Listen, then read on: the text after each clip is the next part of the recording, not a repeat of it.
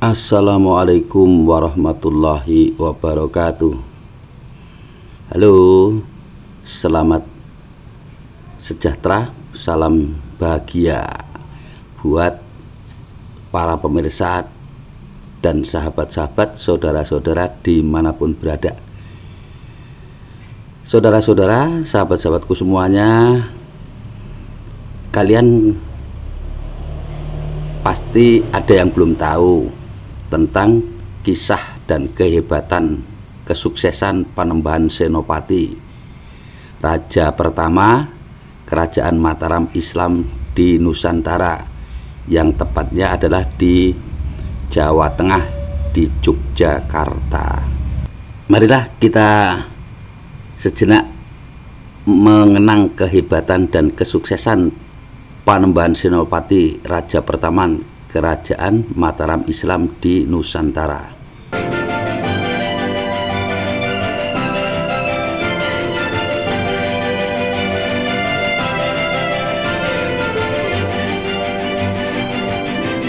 Sahabat-sahabatku, Kerajaan Mataram Islam itu merupakan salah satu kerajaan adidaya yang pernah berkuasa di Jawa Tengah.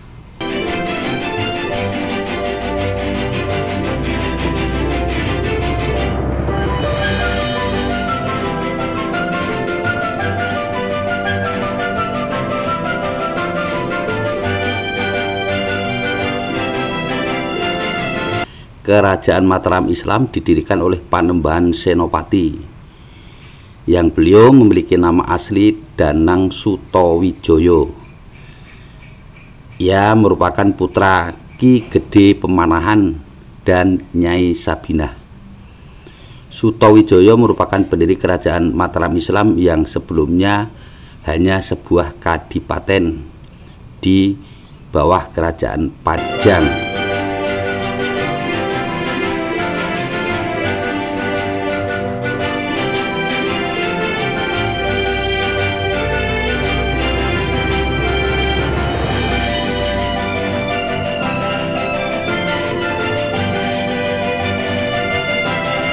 Danang Sutawijaya setelah berhasil memerdekakan Mataram Islam dari Pajang,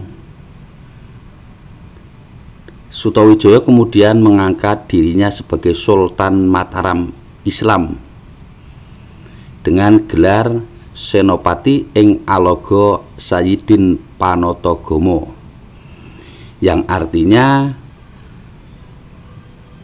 menunjuk raja berkuasa atas pemerintahan dan keagamaan. Sedangkan gelar Senopati disematkan atas posisinya sebagai panglima perang yang memiliki kecerdasan luar biasa dalam strategi perang.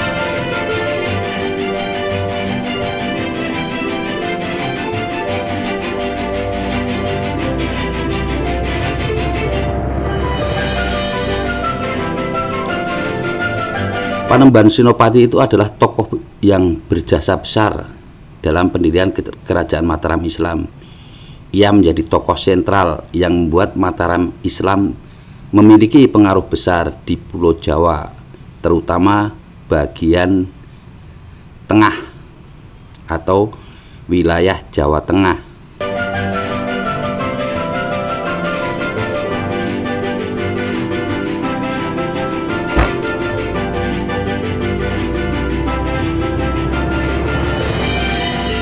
Pada masa kepemimpinan Panembahan Senopati, kehidupan masyarakat Mataram Islam terbilang makmur dan sejahtera.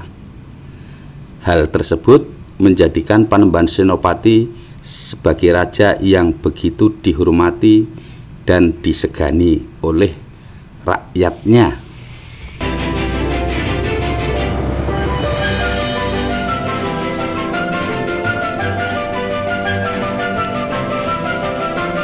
Inilah kehidupan rakyat Mataram di bawah pimpinan Panembahan Senopati. Pada saat itu rata-rata masyarakatnya berpenduduk sebagai petani. Namun petani yang sukses sehingga mereka makmur karena hasil pertaniannya bisa mencukupi, bisa lebih untuk kehidupan masyarakatnya.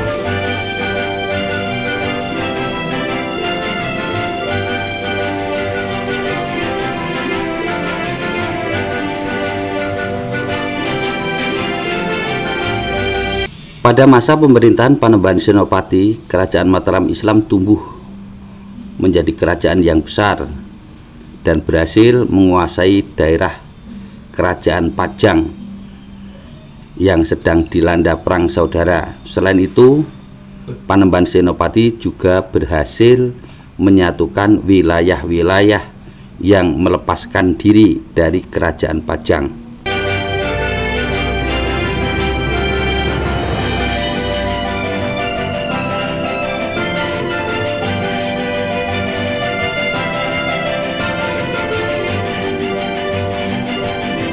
Kehidupan masyarakat pada masa pemerintahan Panembahan Senopati, Islam sudah dianut oleh orang-orang di wilayah Mataram. Ia kemudian membuat sejumlah kebijakan yang berkaitan dengan agama Islam. Salah satu yaitu mengangkat para wali dari Kadilangu sebagai penasihat dan pembimbing agama Islam di Kerajaan Mataram yang dipimpin oleh Panembahan Senopati.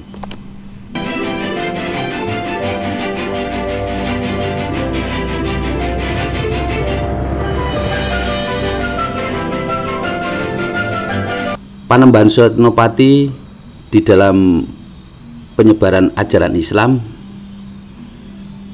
mengembangkan tradisi Islam kejawen dan Islam pesantren di Kerajaan Mataram Islam. Jadi ada istilah Islam kejawen, namun juga ada Islam pesantren. Ia juga menjadikan agama Islam sebagai dasar tata pemerintahan Kerajaan Mataram Islam.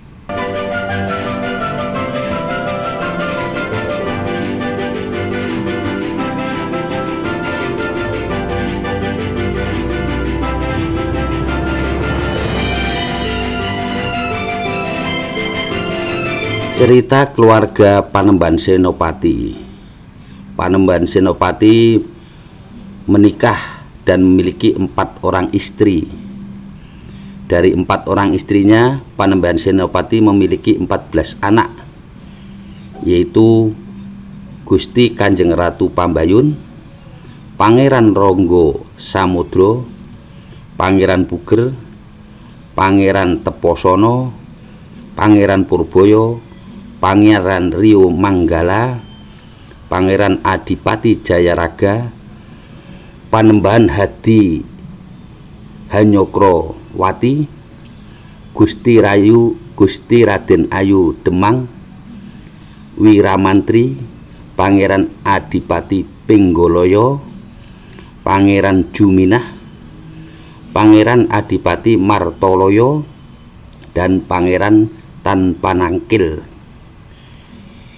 Salah satu seorang anak yang meneruskan menjadi raja adalah namanya Mas Jolang, yaitu yang bergelar Panembahan Hadi Hanyokrowati atau dikenal sebagai Panembahan Sedakrapyak. Ia menjadi sosok yang mewarisi tahta Kerajaan Mataram Islam.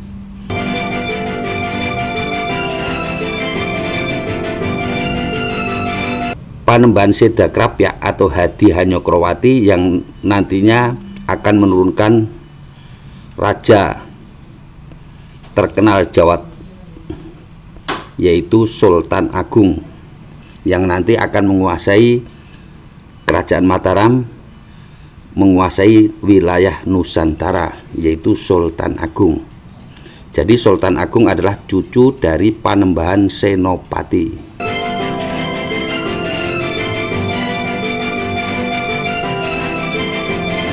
Di balik kejayaan Panembahan Senopati, dia ada dibantu oleh kehidupan alam gaib.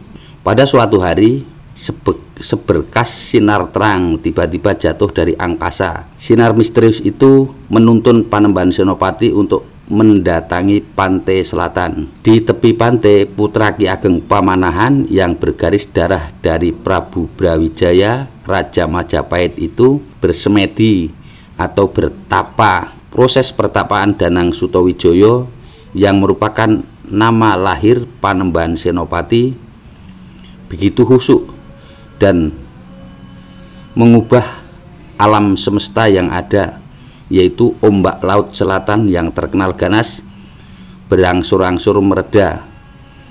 Ombak laut menjadi datar dan roh penjaga laut selatan, yaitu Nyai Roro Kidul, terpaksa keluar dari samudera menemui Panembahan Senopati.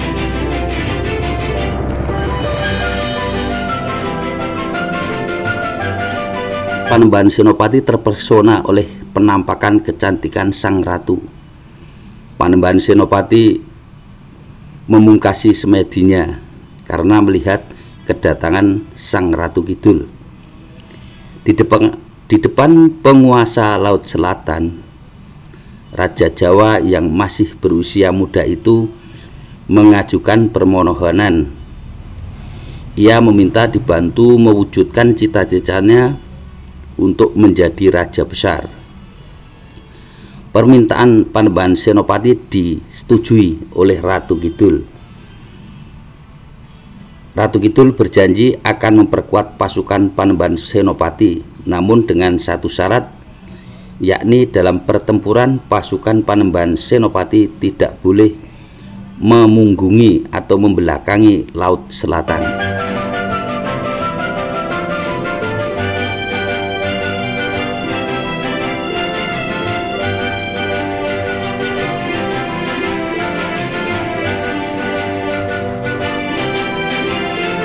Setiap Raja Jawa atau Ratu Mataram Islam, Raja Mataram Islam, dimulai dari Panembahan Senopati yang berkuasa dari 1582 sampai 1603, konon disejarahkan bahwa ia merupakan suami dari Kanjeng Ratu Kidul yang juga disebut Nyai Roro Kidul atau Nyai Roro Kidul.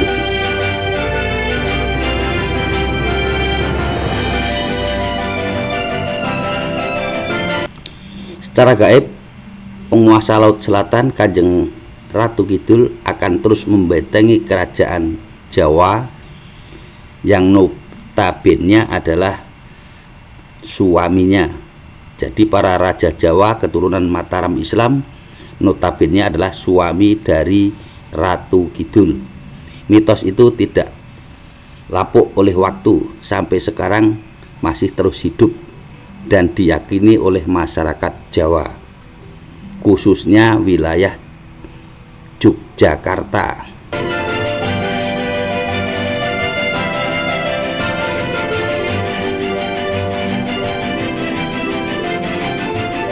Selama memerintah, Panembahan Senopati berhasil melakukan ekspansi wilayah ke berbagai daerah di Jawa.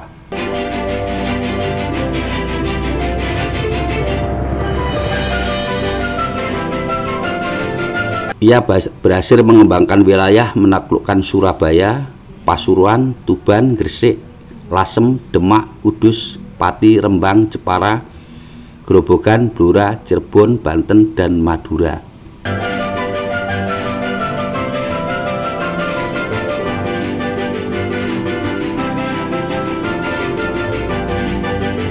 Panembahan Senopati juga menghadapi perlawanan dari Pajajaran dan VOC.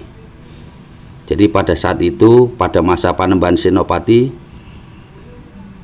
terjadi perselisihan atau perseteruan antara Pajajaran di Jawa Barat dan penjajah Belanda yang saat itu sebagai VOC.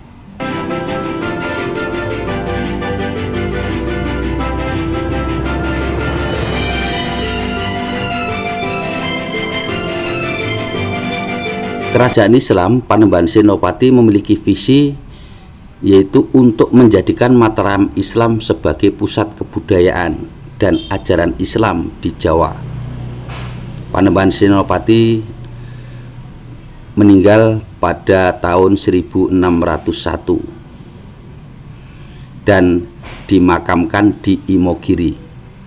Kemudian ia digantikan oleh putranya yang bernama Panembahan Sedo Krapyak atau Panembahan Hadi Hanyokrowati, yang nanti akan menurunkan Sultan Agung.